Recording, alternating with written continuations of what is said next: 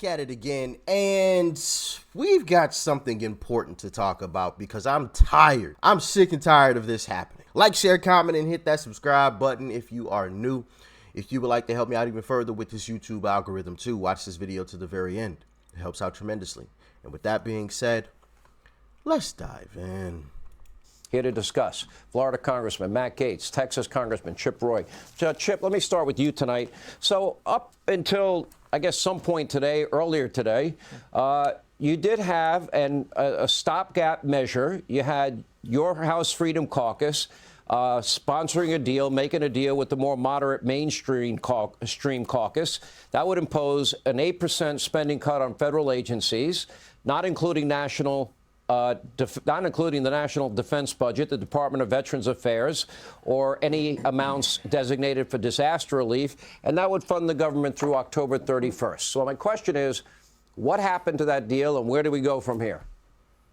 Yeah, Sean, good to be on. I mean, first of all, everything you just said, we should, as Republicans, have already passed 12 appropriations bills that would deal with all of those policy issues you just described and cut the overall spending level. That is what we should have done. We have not done that. So now we're sitting here in September, and we're trying to figure out what we need to do next.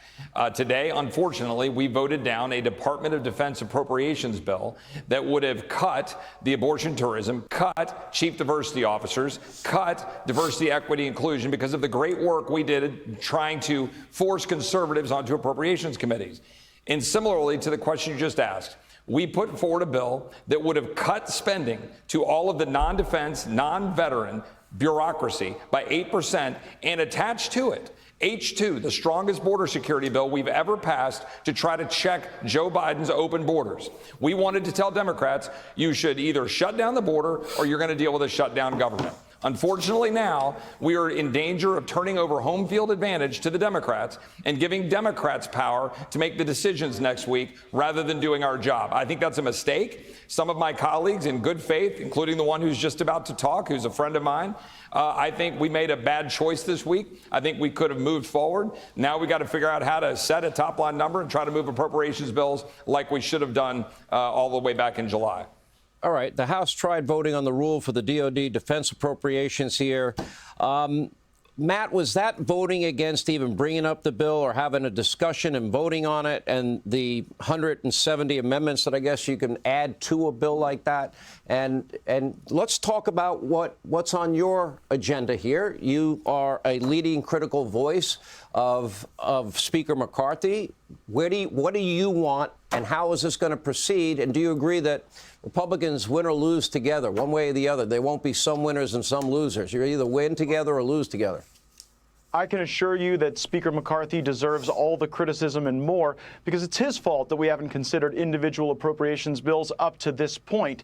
And that's actually not a bug of the system. It's a feature because they want to jam us at the end of the government running out of money. And then under that time pressure and the fear of a shutdown, centralize power so that the lobbyists and the special interests who own Kevin McCarthy, who give him all the money, get to make the decisions. Now, today, I agreed with Chip Roy that we should have proceeded on to the defense appropriations bill. I would have voted for that bill. We were not able to proceed because some of my colleagues didn't feel like Kevin McCarthy was in compliance with the agreement in January to constrain himself to a top-line spending level that did not embrace the ballooning budgets of Bidenism and COVIDism. So my plan is not to lump every disparate agency of government into one vote on a continuing resolution, but instead to only review these things separately and independently. That is the serious way to go about this work. Chip is right. We will have a shutdown, but I don't believe that an 8% 30-day cut would have yielded the programmatic reforms that would create any long-term savings. The only way to do that is open amendments, individual bills, no more continuing resolutions or omnibus. We have the moderate wing now threatening a clean CR, which would be a loss for anybody that believes in fiscal responsibility.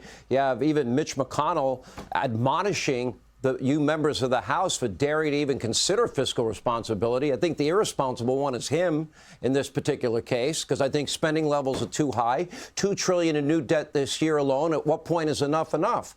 So I got to interject there because I wanted you guys to hear that. Mitch McConnell, and of course, I've talked about Mitch McConnell before, but let me say this again. Any Republican that is voting against what the Freedom Caucus is trying to push forward, in my humble opinion, they are not true Republicans. They are not real Republicans. They are rhinos. But I digress. You know, who am I? I'm just the guy that makes videos on YouTube from time to time. So y'all let me know how you feel in the comment section. But let's continue on because there's more information. So my question to you is... I'm glad that Leader McConnell can muster an admonishment. He must be feeling better. But when it comes to a clean CR, if House moderates want to join with Democrats to advance every feature of the Biden government, thinking that that's going to be good for them politically, they will be signing their own political death warrant and handing it to their executioner. Because it won't be conservatives going after those moderates in the next elections. It'll be the very... Oh, yes, it will. And I don't mean like literally physically. At the ballots, we will go after them, right? Voting, we will go after them. You know, I don't mean like going after them physically, so nobody tries to twist my words. Oh, you know, he was threatening. No. That's not what I mean. At the voting booth, we will go after them. Make no mistake about it. We will remember their names. I will remind people of their names, and they will not get voted back in. It's that simple. As a matter of fact, guys, let me know if you'd be interested in me doing some interviews of some Republicans running across the nation. You know, some governor's races, right? Some Republican governor's races across the nation. And I don't care where. It could be anywhere. You know, I was just thinking I would love to interview some of these folks and really get a sense of who they really are, where the rhinos are. And I would just simply ask questions. I wouldn't really debate with them. I don't think I would go that route with it. It would more so just be ask serious questions, you know, that would give us a clearer picture on who they really are and what their intentions truly are, and you know, where they stand. Are they Freedom Caucus Republicans, or are they the Mitch McConnell type of Republicans, right? You know, I was just thinking I would just ask them those types of questions to figure out where they stand. But how do you guys feel about that? Do you guys think, you know, it's a good idea, terrible idea? Would you tune in? Let me know in the comment section. Democrats that they're in coalition with. And you know what, Sean? If your viewers in this country are really governed by a uniparty, then let's go ahead and expose that. And people like Chip Roy and I will be fighting against it for less spending and to defang this woke and weaponized government. All right. Yep. Expose them. Expose them. I hope the Freedom Caucus votes no and forces all of the rhinos to reveal themselves. Every single one of them. Oh yeah, we're gonna vote with the Democrats. Okay. Have fun in your next election. Goodbye. Goodbye. So I guess, Chip, the question is, and I think Matt brings up a lot of good points here. I mean, if we're going to put the American people first and fiscal responsibility is key, 33 trillion. For most people, I guess it becomes million, billion, trillion. 33 trillion. Just imagine that number that we're putting on our kids and grandkids. 2 trillion in new debt under Biden this year alone. So, you know, give me a solution that benefits the people of this country. That's who I know you both want to serve, and supposedly your fellow members want to serve.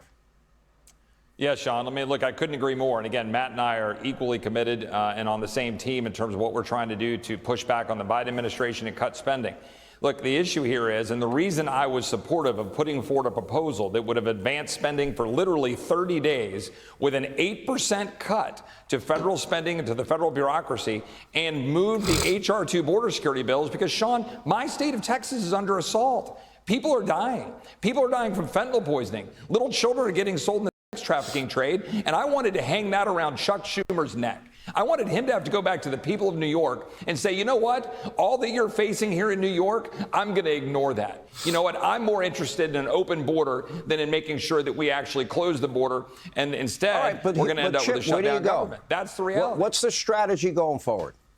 Well, I mean, right now we're in a position where I'm literally in the Capitol. I'm going to go back downstairs trying to figure out a top line number that will get 218 Republicans united to move forward with appropriations bills. And again, I wish we'd have done this months ago. We're working towards trying to do it. But look, it's a bit of an uphill climb, because I do believe that there are members of the Republican conference who are about right on the verge of working a deal with Democrats, in which case we end up with a continuing resolution that funds into December at the Pelosi levels, and we may end up with Ukraine funding or emergency spending on top of it. I'd like to stand in front of that. That's why I put forward a proposal that I thought would cut spending, secure the border of the United States. That's where I think we ought to go. We ought to be beating the heck out of Democrats over what they're doing to open borders and their spending. We had a way to do it, and unfortunately, we didn't take that path. So now I'm down here working and trying to figure out what's next. I'll end that there. I don't even want to hear anymore. I'm just disgusted. I'm honestly disgusted. I'm so sick and tired of these rhinos, man. It's just, and I'm new to this. I'm new to politics. I haven't been paying attention to politics for very long, and I'm already sick of it. Can anybody explain to me how people like Mitch McConnell keep getting reelected? Is he like running by himself? Like who ran against? I need to look this stuff up. I need to look this stuff up. I really do. I need to do a deep dive on who these folks are running against. Like, are they running against all rhinos? Are they just by themselves? Like, are they running against no one? What has happened? What am I missing? I feel like I'm missing something. There's something missing in this equation, in my humble opinion, and I can't figure out what it is. Please help me. Please help me. Because I don't understand how people like Mitch McConnell keep getting put back in office. I really don't. I don't understand. And this is no, slight to, his constituents or whatnot. Because like I said, there's probably something I'm missing, right? I have to be missing something. So let me know in the comment section. Any Republican, so-called Republican, that votes with Democrats on any of this, in my humble opinion, should get the boot. They should get the boot in the next election. They should be voted out. No ifs, ands, or buts about it. If you vote with them, if you vote with the Democrats, you should be voted out. No ifs, ands, or buts about it. It should be that simple, because that's not what you got put in office for, in my humble opinion. But maybe I'm wrong. Maybe I'm on an island by myself. Maybe I'm confused. Y'all let me know in the comment section. I'm just at a loss for words at this point. I really am. Somebody, please help me out. I'm lost. Explain this to me. What is happening? Are they lying throughout their campaign about, how they feel and what, well, of course they're lying, right? They're politicians, but like, I guess I don't know how to word that properly then. Are they saying, basically they aren't going to be a rhino and then they actually are a rhino? Like, what am I missing? Somebody tell me, please, because the only true Republicans I see are the Freedom Caucus Republicans. Those are the only ones. That's it. And that's only what, 19, 18, 19, 20, something like that. A very, very low number.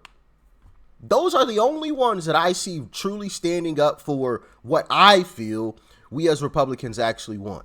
But once again, maybe I'm wrong. Y'all let me know in the comment section, please. If I'm wrong, let me know. Let me know. I am fine with being wrong. You're not gonna offend me or anything like that. But yeah, talk to me. Y'all stay safe out there. Peace and love. I'm out.